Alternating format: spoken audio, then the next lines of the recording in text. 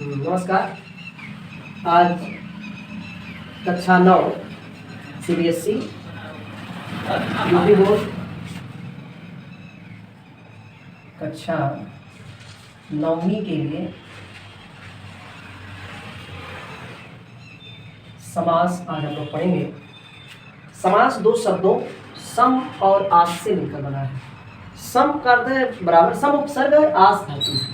सम उपसर्ग और आस धातु से मिलकर समास शब्द की निष्पत्ति होती है, जिसका अर्थ होता है पास बैठना या बैठना।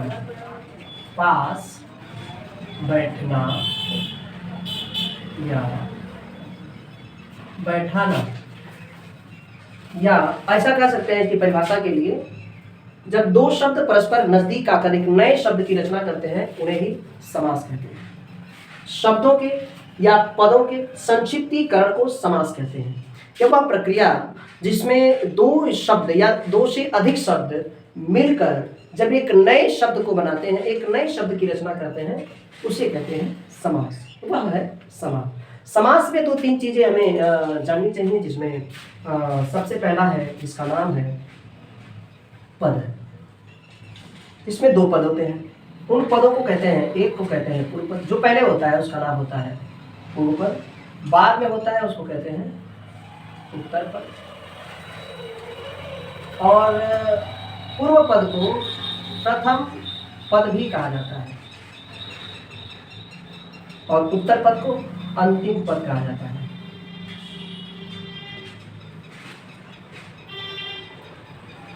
पूर्व पद को उत्तर पद, प्रथम पद को प्रथम पद, पूर्व पद को प्रथम पद, उत्तर पद को अंतिम पद कहा जाता है। ये याद रखना है, पूर्व पद या प्रथम पद, उत्तर पद या अंतिम पद। दो पद होते हैं, पूर्व पद और उत्तर पद, प्रथम पद अंतिम पद। इसको हम पहला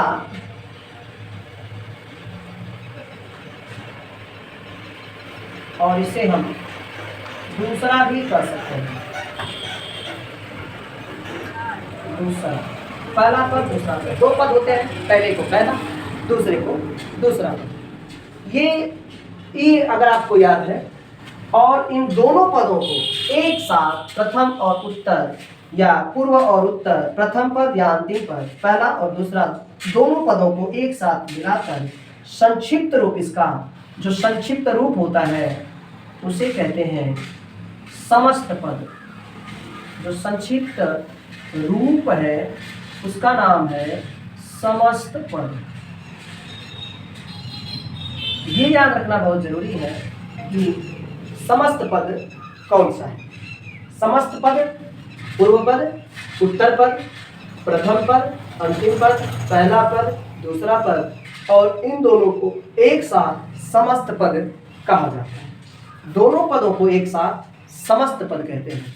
अगर आप इतना याद रख लेते हैं, पूर्व पद, उत्तर पद, प्रथम पद, अंतिम पद, पहला पद, दूसरा पद, इनमें से कोई एक याद कर लीजिए, पूर्व पद और उत्तर पद, या याद कर लीजिए प्रथम पद या अंतिम पद, याद कर लीजिए पहला और दूसरा पद, तो आप, और ये एक बार ये याद कर लीजिए, दोनों एक साथ पदों को समस्त पद कहते हैं।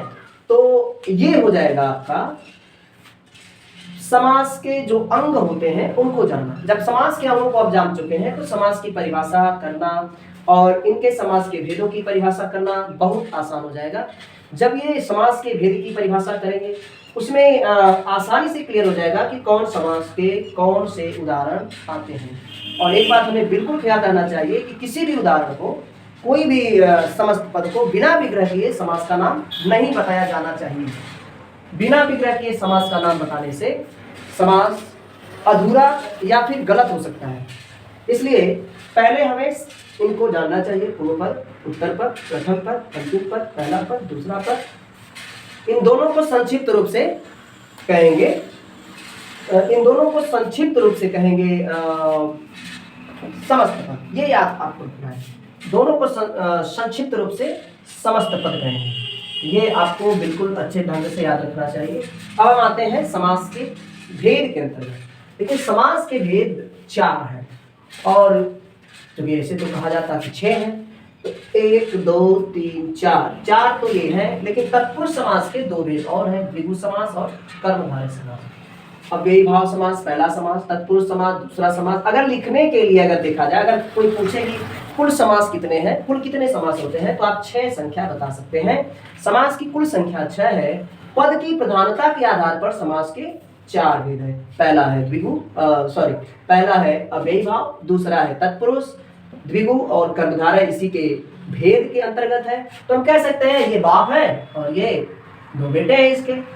और एक है तीसरा है द्वंद्व समास, चौथा है बहुव्रीहि समास। और इसका पहला पद प्रधान होता है, याद रखना है कि अव्ययी भाव समास का पहला पद प्रधान होता है। पहला पद अव्यय, देखो यहाँ पे लिखा है अव्यय, हाँ, अव्यय ही हो जिसका प्रथम पद, अव्यय ही हो जिसका भाव, उसे कहेंगे अव्ययी भाव। कितना आसान परिभाषा है। और क्रम से अगर आप इसको देखते हैं तो प्रथम पद प्रधाने अव्ययी भाव, द्वितीय पद प्रधाने तत्पुरुषः, उभय पद प्रधाने द्वंद्व समास। दोनों पद प्रधान जिसमें होता है वह द्वंद्व समास के अंतर्गत आते हैं, वह द्वंद्व समास के अंतर्गत आते हैं। और प्रथम पद प्रधान अव्ययी भाव समास, दूसरा पद प्रधान तत्पुरुष समास, दोनों पद प्रधान द्वंद्व समास। और एक बच रहा है, इसका कौन सा पद प्रधान होगा, क्योंकि ये तो अब तो बचा ही नहीं, समस्त पद प्रधान हो नहीं सकता।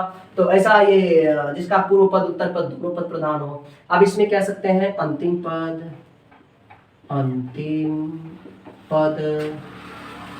प्रधान, अंतिम पद प्रधान, इसको और भी कह सकते हैं। प्रथम पद लिखा है तो इसको अंतिम पद लिखेंगे।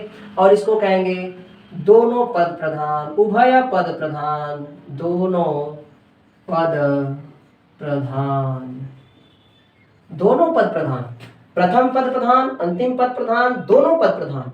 जिसमें दोनों पद प्रधान होते हैं उसमें द्वंद्व समास होता है। एक के ना होने पर दूसरे के अस्तित्व पर कोई खतरा नहीं मंडराता है, लेकिन जिसका अंतिम पद प्रधान है, अगर अंतिम पद ना हो तो पहले पद का, अंतिम पद ना हो तो पहले पद का अस्तित्व खतरे में आ जाता है, वह नष्ट प्राप्त हो जाता है, उसका कोई अस्तित्व, कोई मतलब नहीं रह जाता है। और प्रथम पद प्रधान, अगर प्रथम पद न रहे तो अंतिम पद का कोई मीनिंग या मतलब या उसका मुख्य बात नहीं रह पाएगा। दिन, दिन का मतलब दिन, अगर प्रतिदिन मतलब हर रोज की बात है तब तो होगा, एक ही पद हो जाएगा ना। तो 2 पद होने चाहिए समास के लिए।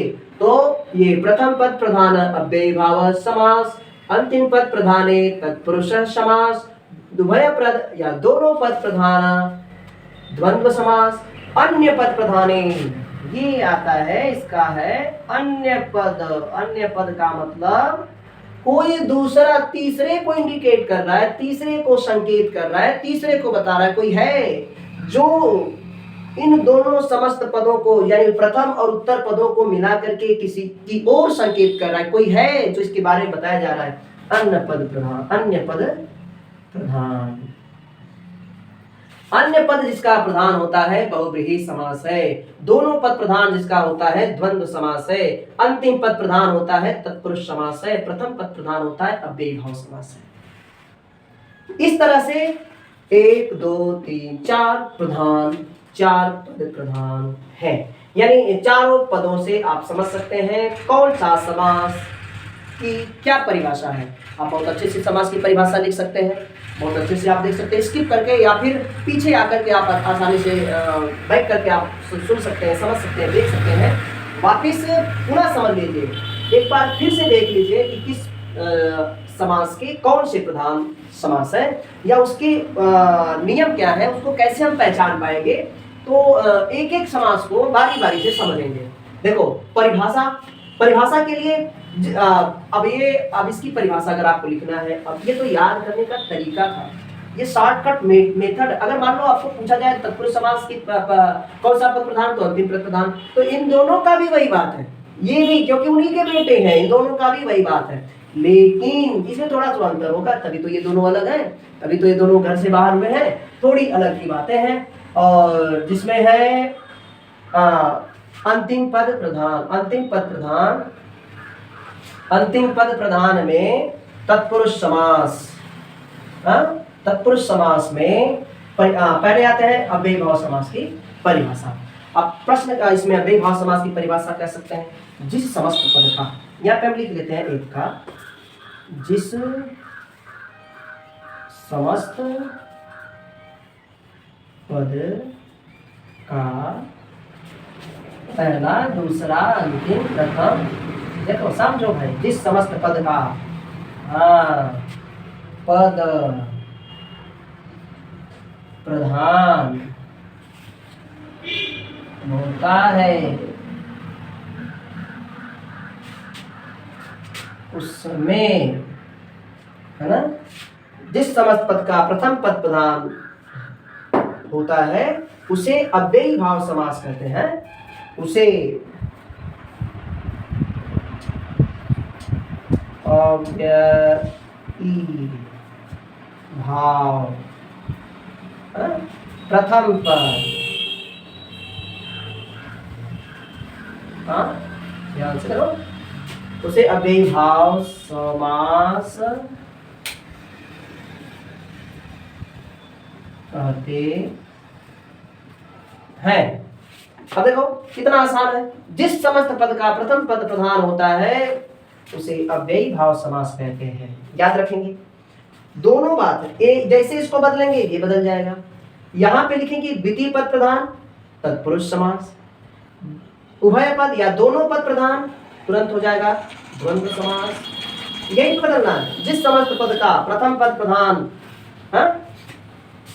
प्रथम पद प्रधान होता है उसे अव्ययी भाव समास कहते हैं। जिस समस्त पद का अंतिम पद प्रधान होता है उसे तत्पुरुष समास कहते हैं। यहाँ पे लिख दे दिया, ये तो प्रथम पद के लिए हो गया। अब यहाँ यहीं पे लिखेंगे अंतिम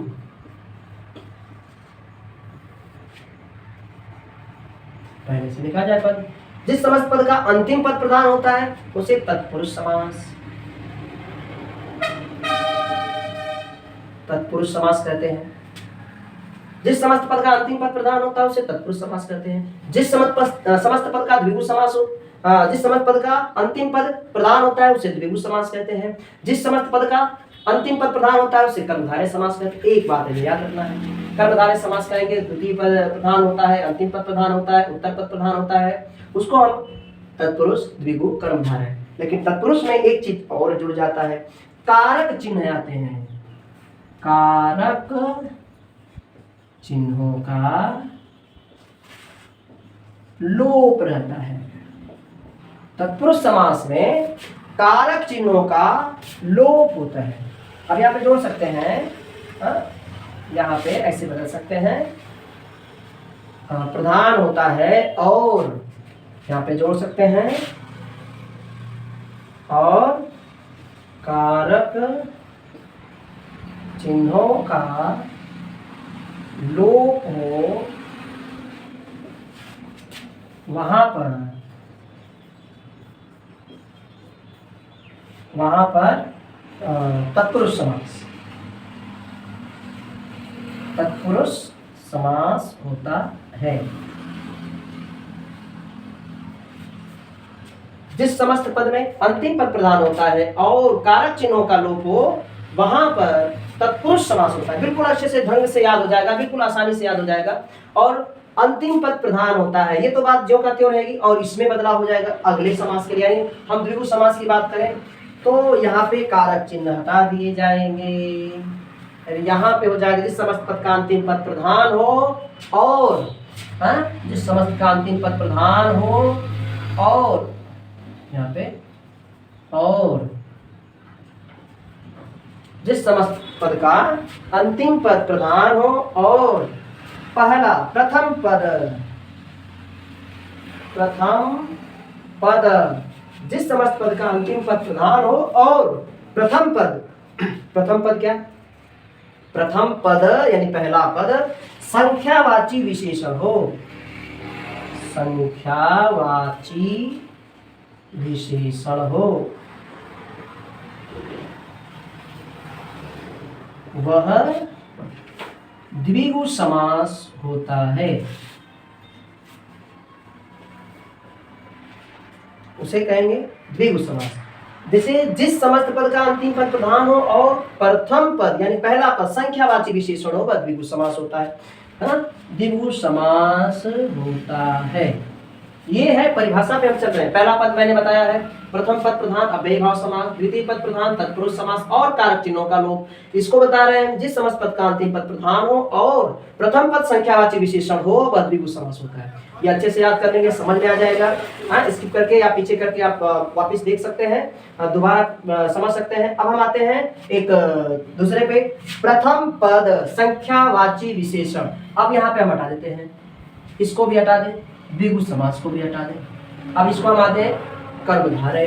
कह रहे हैं कि जिस समस्त पद का अंतिम पद प्रधान हो और प्रथम पद विशेषण हो उसे हम कहेंगे कर्मधारय। ध्यान देने योग्य है। पहले था संख्यावाची विशेषण, अब ये कह रहा है विशेषण। अब विशेषण में क्या क्या आ सकता है? रंग आ सकता है और गुण आ सकता है। कोई भी रंग या गुण का नाम पहले पद में दिखाई दे तो आपको सीधा सीधा समझ लेना है कर्मधारय समास है। सीधा सीधा, बिना नाक लपेट के, बिना टेंशन के, बिना सोचे विचारे समझ लेना है कि हाँ ये कर्मधारय समास होगा। कर्म का मतलब ही होता है गुण, कर्म का मतलब ही होता है रंग, कर्म का मतलब होते हैं भाव। तो भाव किस में आएगा? भाव एक विशेषण है और वह रंग और गुण के अंतर्गत होता है, इसलिए वह पहले आ रहा है और वह हो जाएगा कर्म को धारण करने वाला कर्मधारय। तो कर्म को धारण करने वाला कर्मधारय समास आपकी परिभाषा सामने रहा। अब आते हैं अगला समास, द्वंद्व समास। ये तो समझ में आ गया आपको। जिस समस्त पद का, ये याद बहुत आसान परिभाषा है इसकी, जिस समस्त पद का उभय पद, दोनों पद, लो भाई, दोनों पद प्रधान हो उसे कहेंगे द्वंद्व। याद रखने वाले द्वंद्व, कितना आसान हो गया। जिस समस्त पद का दोनों पद प्रधान हो द्वंद्व समास कहलाता है। याद रखने योग्य है, द्वंद्व समास कहलाता है, वहां पे द्वंद्व समास होता है। जिस समस्त पद का दोनों पद, जिस समस्त पद का दोनों पद, दोनों दो बार लिख दिया गया है, दोनों पद प्रधान हो, एक नहीं दोनों पद प्रधान हो उसे हम कहेंगे द्वंद्व समास। यानी वहां द्वंद्व समास होता है, द्वंद्व समास कहलाता है वो। अब आता है, अभी हम परिभाषा पे, एक भी किसी का भी मैंने उदाहरण नहीं बताया, उदाहरण चलेंगे तो बिल्कुल क्लियर करके वो चलेंगे। अभी है बहुव्रीहि समास। बहुव्रीहि समास क्या है? अभी मैंने कहा, यहाँ पे लिखा भी है, अभी इसी की मैं व्याख्या कर रहा हूँ, इसी को समझाया जा रहा हूँ। अब अन्य पद प्रधान, अब ये परिभाषा कैसे लिखेंगे? जिस समस्त पद का अन्य पद, क्या करना है भैया? अन्य पद, जिस समस्त पद का अन्य पद, अरे ये तीसरे को बताए, वो यहाँ पे नहीं है, तो वह समास हो जाएगा बहुव्रीहि। अरे बहुत बड़ा है भैया, हाँ, जिसका समझ में ना आवे कि ये भैया ये कहाँ से आ गया, इसका कौन सा पद प्रधान है, तो पता चलेगा कि इसका मालिक कोई और है। जब इसका मालिक कोई और हो जाएगा तो वह समास हो जाएगा बहुव्रीहि। जिस समस्त पद का अन्य पद प्रधान हो वहां पे बहुव्रीहि समास होता है।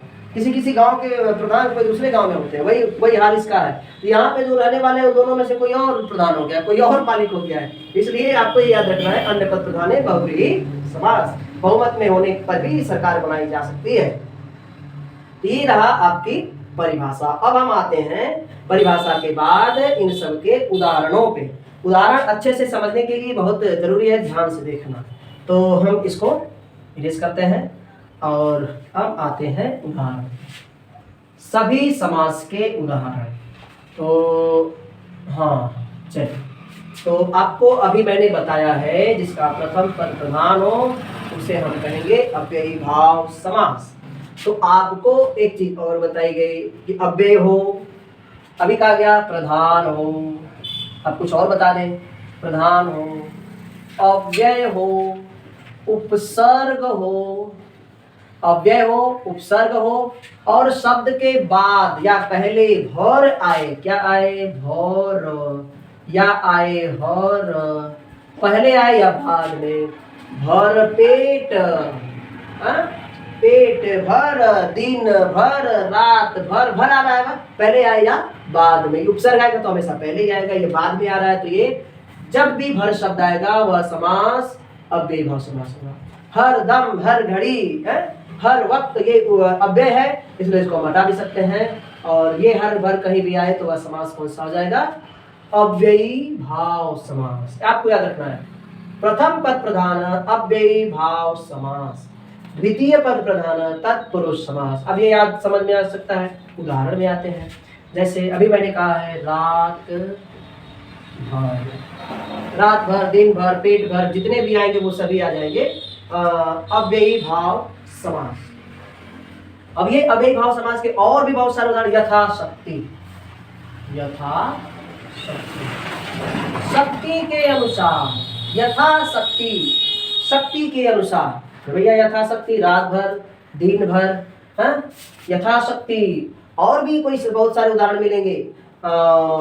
एक चीज आपको याद रखना है अव्ययी भाव समास के अंतर्गत, जिसमें है कि यदि किसी नदी के नाम के पहले, नदी का नाम गंगा, सबसे पवित्र और अनवरत बहने वाली नदी गंगा, यमुना, यमुना को लोग दिल्ली वाले बहुत गंदा कर दिए हैं, मथुरा में भी बहुत गंदी हो गई है माँ यमुना, और यमुना, गंगा, यमुना, सरस्वती, कावेरी, जितनी भी नदियां, सभी नदियों के नाम के पहले यदि संख्या हो, अभी मैंने बताया है संख्या आता है द्विगु समास में, लेकिन नदियों के नाम के पहले संख्या आए, नदियों के नाम के पहले पंच, दू, तीन अगर आए, क्योंकि नदियों का नाम संस्कृत में है तो संख्या भी इनके आगे संस्कृत में ही आएगी।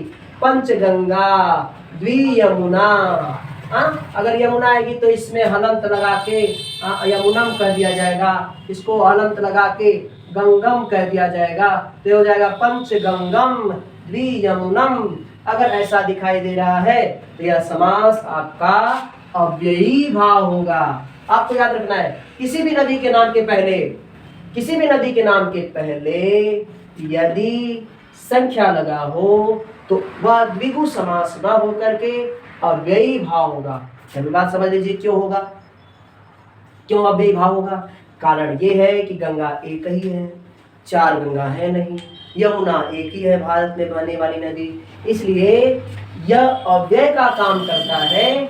और अव्यय जो है सीढ़ियों को दर्शाया जा सकता है जो एक ही नदी के संबंध में बताती हैं, और वो अव्ययी भाव समास के अंतर्गत होगा। आपको अब याद रखना है नदियों के नाम के आगे संख्या हो, पहला पद प्रधान हो, पहला पद अव्यय हो, उपसर्ग हो, हर शब्दाय व समास अव्ययी भाव समास होगा। हाँ, एक चीज और समझ लीजिए, ये तो रहा नदियों के नाम। हाँ, कुछ शब्द अगर एक ही शब्द दो बार आ रहा हो, जैसे दिन दिन, दिनों दिन, रातों रात, हाथों हाथ, मुक्का मुक्का, लात लात, तो झोटा झोटी, यह सारा समास, यानी जो एक ही शब्द दो बार आ रहा हो वह सभी समास। भाई भाई, दोस्त दोस्त, बहन बहन, माँ माँ, या पिता पिता, ये दादा दादा लोग, ऐसा ऐसा शब्द आ रहा है तो वह समास अव्ययी भाव होगा। कितना आसान है, जब एक शब्द दो बार साफ साफ, अगर ऐसा समास आ रहा है साफ साफ बिल्कुल स्पष्ट है, दिन दिन पूरे दिन काम किए जा रहे हो, समझ में आ रहा है, ये समास आ जाएगा अव्ययी भाव समास। दिनों दिन, अगर ये हो जाएगा रात दिन, समास बदल जाएगा। रात दिन समास बदल गया, दिनों दिन समास बदल गया, रात दिन समास बदल जाएगा। इसलिए पहले हम आते हैं दूसरे समास। अब ये तो समझ में आ गया होगा अच्छी तरह से। वापिस एक बार स्किप करके आप इसको देख लीजिएगा, दोहरा लीजिएगा, और एक बार के देखने पर यह पूरा समास अच्छी तरह से आपको समझ में आ जाएगा।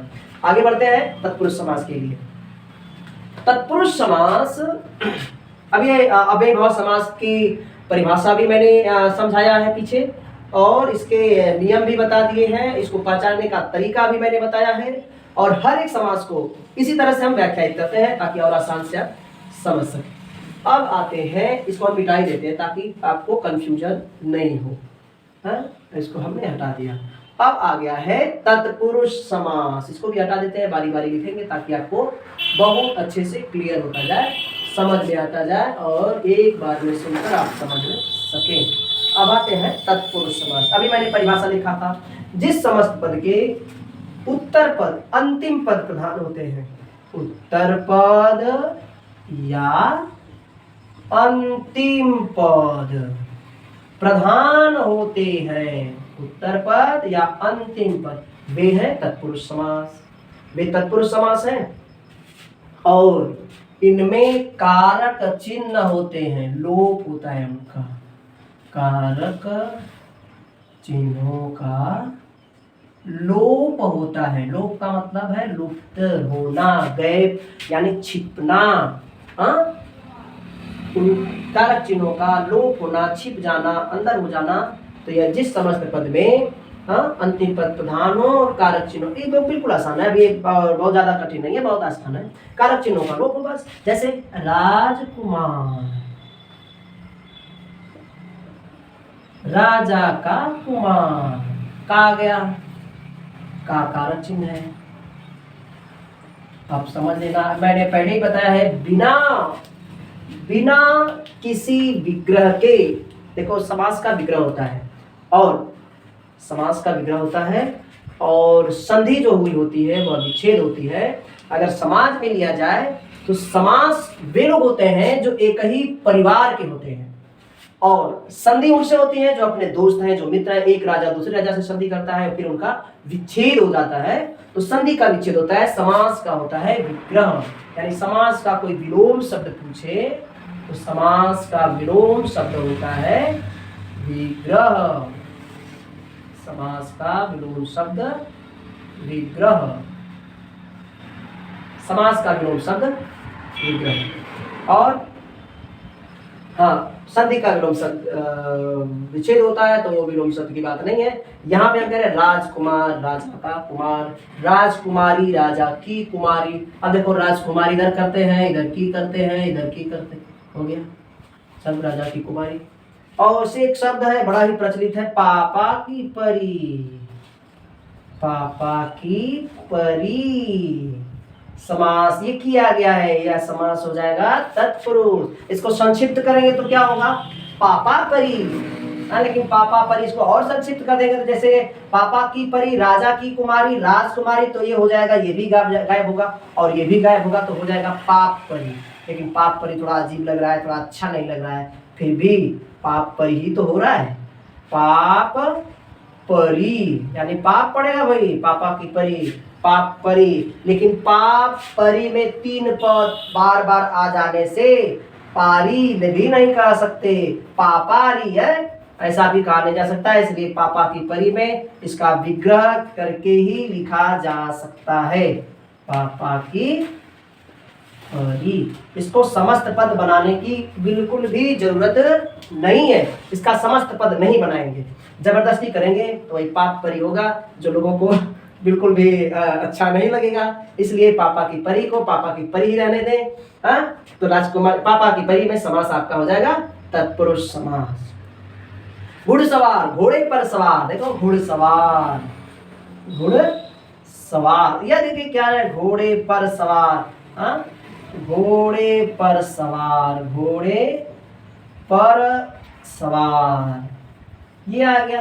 पर रसोई घर, रसोई घर, रसोई घर भैया, रसोई घर क्या है, रसोई के लिए घर, रसोई के लिए घर, रसोई के लिए घर, रसोई घर, रसोई के लिए घर। बोलो भाई कितना आसान है तत्पुरुष समास को जानना, पहचानना। केवल आपको ये याद रखना है कि विग्रह करने पर की, का, के, से, पर, में आ रहा है कि नहीं। क्या है, बड़ा स्वादिष्ट चीज जो लोगों को बहुत अच्छा लगता है और नमकीन भी होता है, थोड़ा खटसूरत भी होता है, थोड़ा मीठा भी होता है, उसका नाम है दही बड़ा। मीठा भी है, खट्टा भी है, नमकीन भी है, इसका नाम है दही बड़ा। सारे चूहों ने मिलकर एक बनाया दही बड़ा। तो दही बड़ा या दही बाड़ा कुछ लोग कहते हैं। तो दही बड़ा, तो दही में डूबा हुआ बड़ा, में आया, दही में बड़ा, ये सही विग्रह है, दही में बड़ा, ये समास विग्रह इसका है। अगर इसका जबरदस्ती विग्रह और बोलेंगे तो दही में डूबा हुआ बड़ा तो बड़ा हो जाएगा, तो डुबाइए मत, वो दही में बड़ा है तो डुबाइए ही बोलेगा, वो ऊपर नहीं जाएगा। तो आपको याद रखना है दही बड़ा का समास है और समास विग्रह होगा दही में बड़ा। तो ये रहा आपका तत्पुरुष समास। इसके आगे हम बढ़ते हैं जो है आपका जिसका नाम है द्विगु समास। द्विगु समास, द्विगु समास के अंतर्गत हम आते हैं। कितना आसान है द्विगु समास को समझना पढ़ना। हाँ, द्विगु समास अभी मैंने परिभाषा बताया था। द्विगु समास की परिभाषा जिसका द्वितीय पद दूसरा पद प्रधान हो और दूसरा पद प्रधान हो, द्वितीय पद या अंतिम पद अरे यह तत्पुरुष का बेटा हुआ है। अंतिम पद प्रधान हो और प्रथम पद, हाँ? जिसका प्रथम पद अंतिम पद प्रधान हो और प्रथम पद, अंतिम पद प्रधान हो और प्रथम पद क्या हो, संख्यावाची विशेषण हो।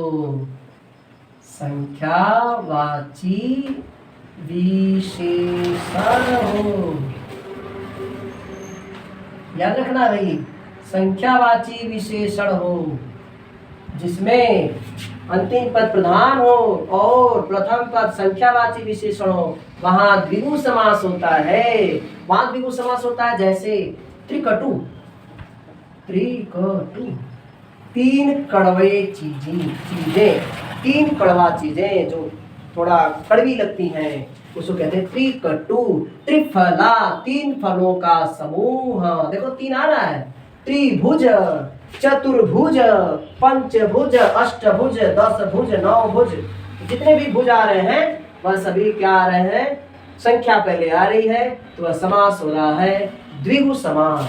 अब इसमें तीन कड़वे फलों का समूह कह सकते हैं। त्रिफला, तीन फलों का समूह, तीन फलों का समूह, या इसको कह सकते हैं समाहार, तीन फलों का समाहार, त्रिफला। अब चौराहा, तिराहा, चौराहा, दुराहा, ये चौराहा चार रास्तों का समूह या समाहार। अगर ये याद रखना है कि आपको द्विगु समास में समूह या फिर समाहार शब्द आएंगे, समूह आएंगे या फिर समाहार शब्द आएंगे। त्रिकटु का विग्रह हो जाएगा तीन कटु फलों का, हाँ? तीन कटु फलों का या फिर तीन कटु औषधियों का समाहार।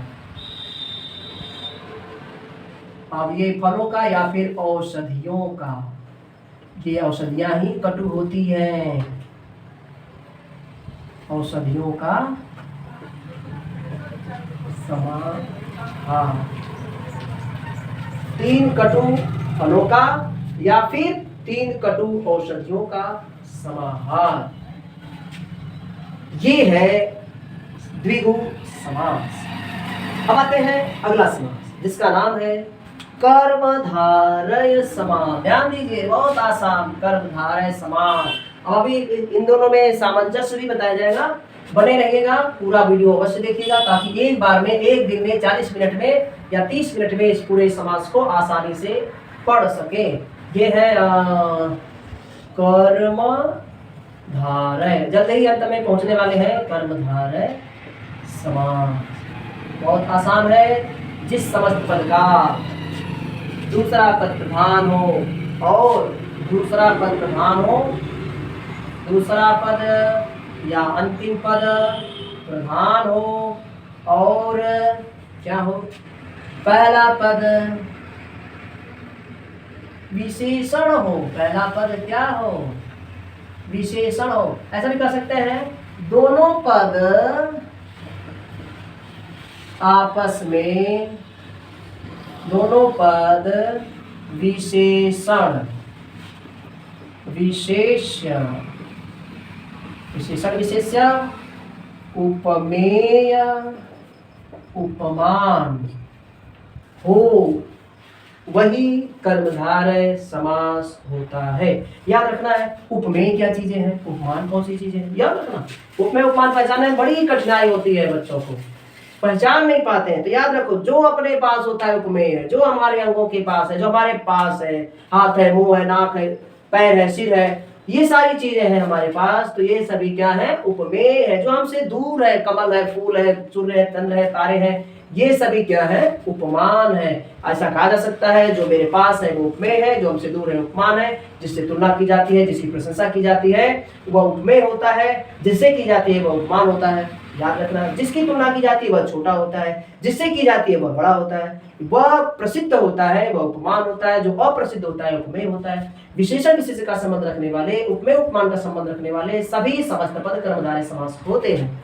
जैसे कृष्ण सर्प, देखो ये है कृष्ण सर्प। अब आ जाए काला सांप, काला सांप। अब देखो ये कृष्ण सर्प को मैंने हिंदी में लिख दिया, कृष्ण माने काला, सर्प माने सांप, काला सांप। तो काला सांप में समास हो जाएगा कर्मधारय। मैंने बताया द्विगु समास में अब विग्रह करेंगे, लेकिन इसमें जो विग्रह करते हैं है जो, क्या लिखते हैं, है जो। बीच में लिख दो, कुछ न सोचो न विचारो, काला है जो, और इधर लिख दिया सांप। ये हो गया विग्रह, कितना आसान है। नीलकंठ, नीला है जो कंठ, नील कंठ में समास, ये बीच में है जो डाल दो, समास हो गया कर्मधारय। नीलकंठ, काला है, नीला है जो कंठ, समास हो जाएगा कर्मधारय। जितनी भी चीजें मिलेंगी आपको, अगर आपका पहला पद रंग या गुण मिल रहा है, नील गगन, कमल नयन, कमल है जो नयन, समास हो जाएगा आपका कर्मधारय समास। हमको लग रहा है कि ये कर्मधारय समास अब अच्छी तरह आपको समझ में आ गया है। देखिए तो हम देखें ये कर्मधारय समास, और अब हम देखते हैं अगला नेक्स्ट, इसका नाम है द्वंद्व समास। अच्छे से ध्यान दीजिए, द्वंद्व समास। द्वंद्व समास के अंतर्गत अभी मैंने बताया है, जिस समस्त पद का दोनों पद उभय पद प्रधान है द्वंद्व समास। जिस समस्त पद का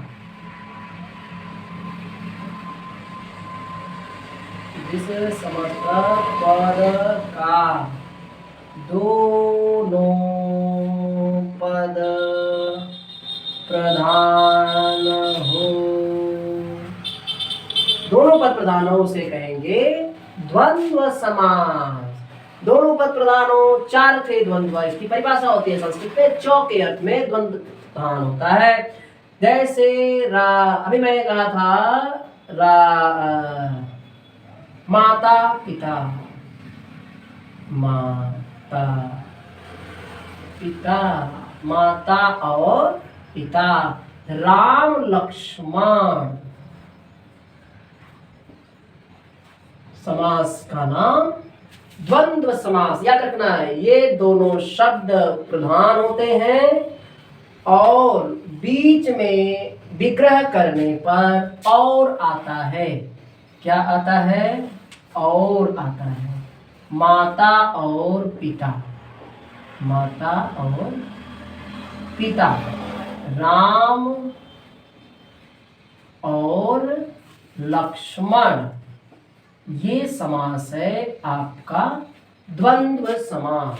जितने भी विपरीत लिंगी होंगे, विपरीत अर्थ वाले होंगे, वे सभी समास द्वंद्व समास के अंतर्गत होंगे।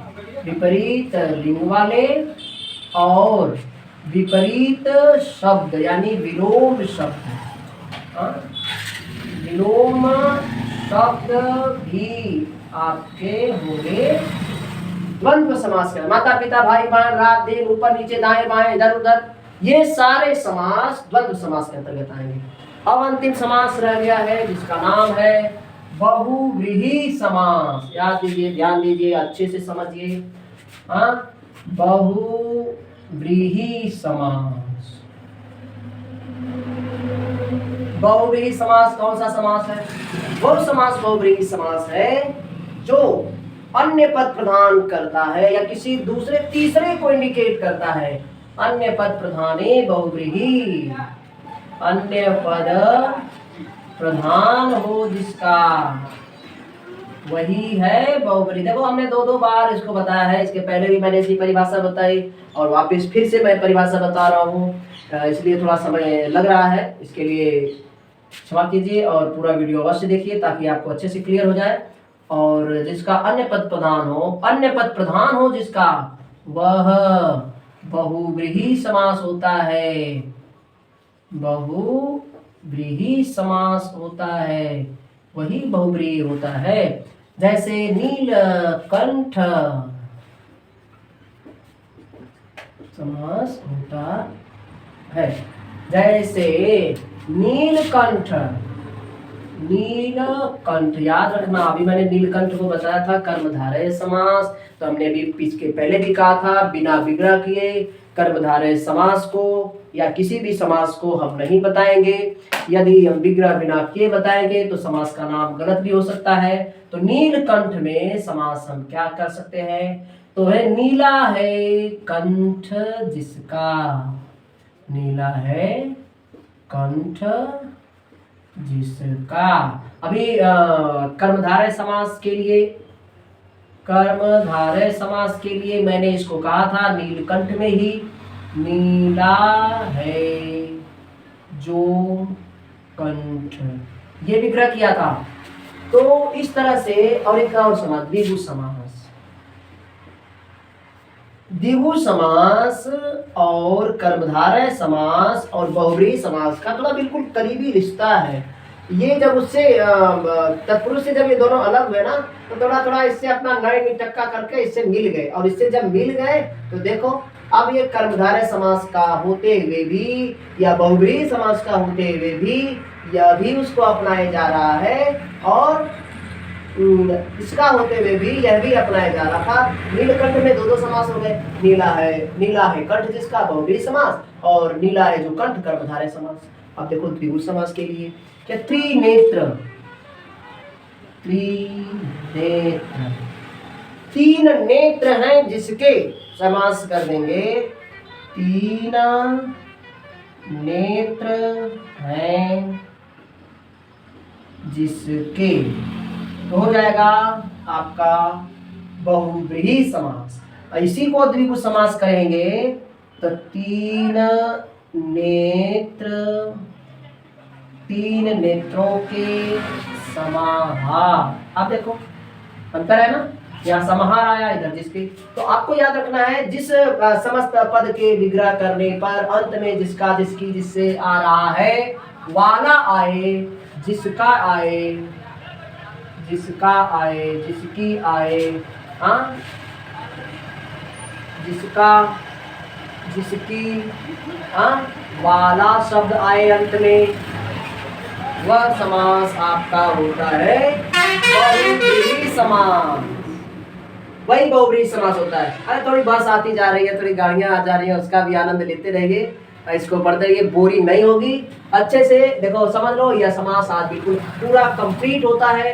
एक बार फिर से दोहरा देते हैं, बहुव्रीहि समास को अन्य पद प्रधान हो जिसका, वह बहुव्रीहि समास होता है। और समास के जितने भी उदाहरण है एक दो बार दोहरा लेंगे, पढ़ लेंगे, समझ लेंगे, पूरा का पूरा समास समझ में आ जाएगा। जिसका अन्य पद प्रधान हो वह बहुव्रीहि समास होता है, जिसका अन्य पद प्रधान हो वह बहुव्रीहि समास होता है, जिसका, जिसकी बाद में आए वह बहुव्रीहि समास होता है। नीला है कंठ जिसका, है नीलकंठ वाले जो है वो, नीलकंठ वाले भगवान शिव, है इसको बाद में लिख सकते हैं, जिसका वह, नीला है कंठ जिसका वह, अर्थात, अर्थात कौन है, शिव जी है ऐसे जिनके कंठ हैं नीले। हाँ, और द्विगु समास में तीन नेत्रों के समाहार, अर्थात तीन नेत्र हैं, और ये तीन नेत्र हैं जिसके वह, अर्थात शिव, तो हो जाएगा आपका ये भी बहुव्रीहि समास, ये हो जाएगा बहुव्रीहि समास है। ये है बहुव्रीहि समास, तीन नेत्र हैं जिसके वह, अर्थात कौन है, शिव के 3 नेत्र हैं, चतुर्भुज 4 है भुजाएं जिसके, वह अर्थात विष्णु।